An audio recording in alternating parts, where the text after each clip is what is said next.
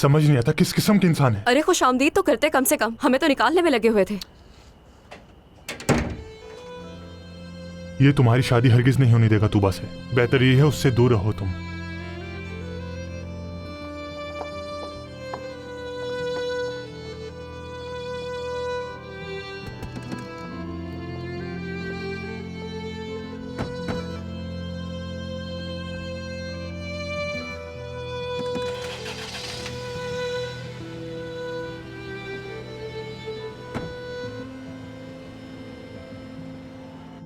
तुमने उसे मेरे घर में आने कैसे दिया? और तुम बताए बगैर उससे मिलती भी रही हो? क्या दुनिया में और लड़के नहीं हैं जो तुम्हें वो जिम ही मिला? तुम्हें जरा भी अकल नहीं है तूबा?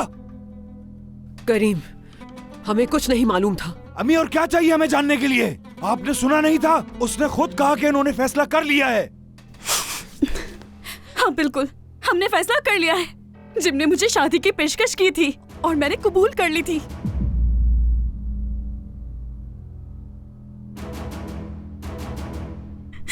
ये मेरा हक है कि मैं अपनी मर्जी से शादी करूं बाबा। और अभी जिस आदमी को आपने घर से निकाला है मैं उसी से शादी करूंगी।